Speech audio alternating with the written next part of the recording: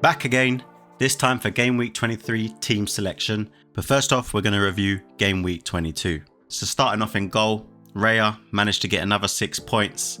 I know a lot of people say that the 6 points aren't enough for his price, but I mean, he's so consistent. He's getting these clean sheets so often that it's almost going to be a surprise when he doesn't get them. Same as Gabriel, managed to get the clean sheet and 2 bonus points to make it 8 points overall. He was only 3 away from DEFCON contributions, so could have got 10 just based off a 0-0. Gabriel is actually averaging 7.5 points per match, which is crazy. He's first out of all defenders in that category, unsurprisingly, and he is also a potential captaincy pick for Game Week 23. Then Richards and Anderson blanked.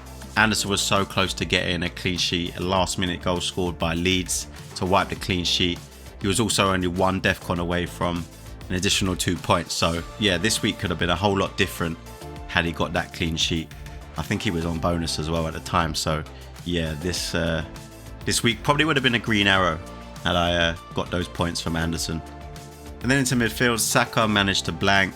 He did have a chance to score. It was cleared off the line, so he could have come off the bench and got a goal. That would have been epic, but 1 pointer there. Foden was completely innocuous against Man United, got taken off at half time, so 1 pointer there.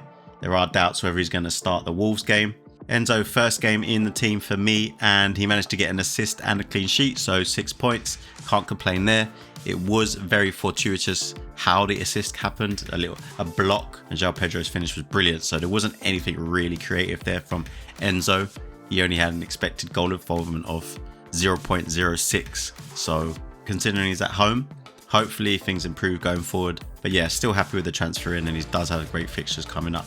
And then Anderson, again, what can I say about him? Like, defensive contributions, additional 2 points, 15 in total defensive contributions, and he got the clean sheet as well, of course, because they drew 0-0 with Arsenal. And then up top, my captain Haaland didn't do anything against Man United. Don't even think he had a chance, to be honest. So yeah, swiftly moving on from them. And then onto the bench, the decision between Goodmanson and Anderson didn't pay off. I went safe with Anderson, thinking that he would most likely get defensive contributions, being the away team. Probably going to have to do a lot more defensive work. It played out that way because he got 9 defensive contributions, but was 1 away, and then that clean sheet was wiped, whereas Goodmanson managed to pick up the clean sheet, and expected goals conceded for Leeds that game was 0.39. So quite impressive from Leeds. They're a strong team at home, so it does leave food for thought when they play at home again, whether I go with Goodmanson. He is currently yellow flagged, which is annoying because I've now got no players on my bench to play, but hopefully he can play against Everton away. So for the game week points, I got 39, which was not great at all. Saturday, all my players played, so going into Sunday, I had a small green arrow, but I knew once those players that were threats to me played, I knew that straight away I would go into the red, and it did. It wasn't that bad. I don't think any of the managers who had players like Rodgers, Bruno Guimaraes, or anybody like that, none of them really got attacking returns, none of them picked up big points, so I was fortunate in that sense, but I still got a red arrow. Rank change of 5,309, so I went up to 61,355 from 56,000, so not the biggest deal. I mean, one of these weeks I'm going to get a big score, and hopefully that's going to see me push up the ranks, because at the moment I'm moving back slowly. No big changes, which is good. I mean, this Arsenal double up in defense has really played out for me. Alright, so moving on to transfers. I've already made a transfer. I made it on Saturday evening. You'll know that if you've watched a couple of my videos already, you'll know that the transfer's made, but I'll go through it again. And that transfer is Phil Foden to Bruno Fernandes. Now, like I said in my last video, my transfer targets video, some people will say it's knee-jerk. I'm not so sure. I think you just have to look at his form, and it's just fallen off a cliff since he got those triple double-digit hauls. He hasn't scored since, he hasn't assisted, he's not doing a lot in games, he's completely ineffective, especially in that United game when he got taken off at half-time. He's since played in the Champions League and again done nothing, got taken off in the 70th minute. Yeah, I mean, yes, Wolves at home is a great fixture, but can anybody guarantee that he's actually going to start? I just can't.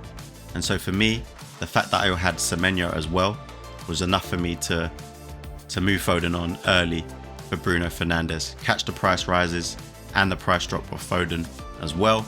yeah, just made sense on so many different angles.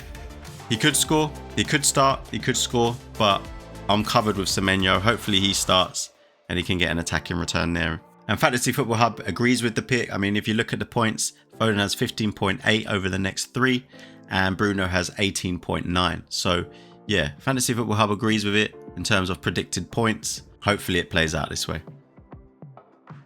And my second transfer is going to be potentially Ekitike to Thiago. Now this one is no surprise to anybody. Thiago has 16 or 17 goals now. He's on penalties. He's Brentford's talisman. He plays full 90 minutes. There's no doubts about that. He didn't do much against Chelsea, although he did have a good chance to score. It just went wide of the post, a header. A good fixture to target if I was to bring him in. He's got Nottingham Forest at home, whereas Ekitike has Bournemouth away. Bournemouth don't have the best defensive record away from home. I think they're actually alongside Burnley with how poor they are in terms of expected goals conceded. But at home, they're completely different. They're a strong team, and any team that goes there faces a tough battle. So Bournemouth away, whilst it isn't inconceivable to see Ekitike get a goal there or get an assist, the Nottingham Forest at home fixture is a lot better for Thiago. Now the fixtures for both are fairly even. Neither of them have great fixtures, so really it could go either way. Ekitike, if he continues to start for Liverpool, you would expect him to get goals. He's playing for Liverpool, who are a good team, create chances. They played well in the Champions League. Can they repeat that form in the Premier League going forward? If they do, then you could expect Ekitike to score goals. And then Thiago, he's on penalties. He does get goals for Brentford. So it's a toss-up who gets the most points out of the two. 16.3 predicted points for Ekitike and 15.9 predicted points for Thiago. So again, you can see it's very close. If I go for Thiago, I could expect Ekitike to go on a haul, but let's wait and see. But that transfer I haven't done yet. It's potentially going to happen on the deadline. My other transfer that I'm considering is Semenyo to Mbeumo, but I'll hold off on that until game week 24. So moving on to the team selection, and in goal, Raya at home to Man United. Obviously Man United played really well against City, but playing at Arsenal, playing at the Emirates, completely different. This is a side that are very strong defensively, as we know. It'll be a lot more difficult for United. Do I expect a clean sheet? I'm not sure, based off last week's performance for Man United, but if they do, maybe there's a double up there, so I'll be happy with that. Then I've gone for Richards over Goodmanson. Obviously, as you can see, Goodmanson is yellow flagged anyway. He's playing Everton away. Richards does have Chelsea, but Palace are at home. So I'm hoping home form, home crowd can play a part in Palace getting this clean sheet. Unlikely, but you never know. I feel like either Palace players are going to be spurred on by what Glasner has said. There's going to be some sort of strong reaction from the players and we're going to beat Chelsea or we're going to capitulate. And Chelsea are going to run riot because, as I said in my previous videos, Palace haven't beaten Chelsea in 9 years. So unexpected. I can't really expect too much from Richards. Hopefully he gets some defensive contributions and he keeps the score down. Then, of course, Anderson, home to Brighton. Hopefully he can get defensive contributions as well. Maybe keep a clean sheet alongside that. Then into midfield, Saka is at home to Man United. He's currently vice captain. I think he's going to start. This is a big game for Arsenal. They need to win it. They've drawn the last 2 games, so they need a win. And to drop Saka down to the bench again would be mad in my eyes, especially when Arsenal are trying to go for the league. Then Bruno Fernandes comes in for his first game back. Arsenal away, not the easiest fixture, but he is on all set pieces. He does take penalties, so there's always a chance he can get something. Man United have such attacking threat, and they're so quick. Chances can be created on the counter attack. When they're in the box, they're tricky, and yeah, penalties could be given. So there's always a chance that Bruno could get a return. So I'm happy. I don't mind him playing Arsenal away. Enzo has Crystal Palace away. Anderson, Brentford away. Hopefully he can get some defensive contributions again. As I said earlier in the video, Morgan Gibbs-White has just missed a penalty in the Europa League. I think he's missed 2 now. So there's a chance that Anderson starts taking penalties. The last one he took, he scored, and that was in the Premier League this season. So there could be a rotation there and Anderson could step up for the next one. Then Semenyo against Wolves. He didn't play in the Champions League. He's not registered for City, so he's been rested. So it makes sense if he starts on the right for City. And up top, Haaland's captain. There's some thoughts that Haaland's going to be dropped for this game. Maybe he's going to be rested. He hasn't looked himself. Maybe he's tired. But similar to the Saka situation, if City want to start getting closer to Arsenal and competing for the league, then they're going to need to start winning games. And to drop Haaland for Marmoush would be risky. I mean, Marmoush wasn't in great form before he left. It would be very risky, and Wolves have picked up in form. They're defensively better. There's always a chance that they just play defensively, and yeah, they struggle. So to drop Haaland would be very risky, in my opinion. And then at the moment, I've got Ekitike.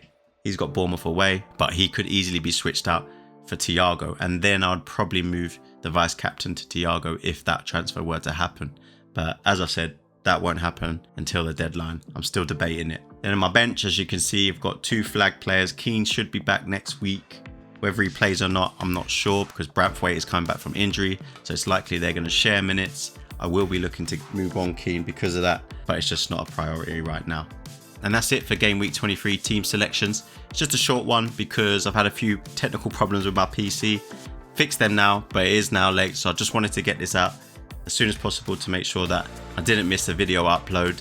But I'll be back next week as usual, posting 3 videos. So if this helped, drop a like. It generally does support the channel. And if you're new around here, subscribe for next week's videos. Let me know how your team's shaping up in the comments. I'd love to hear what you're planning. Good luck this week. Green arrows, everyone, and enjoy the football.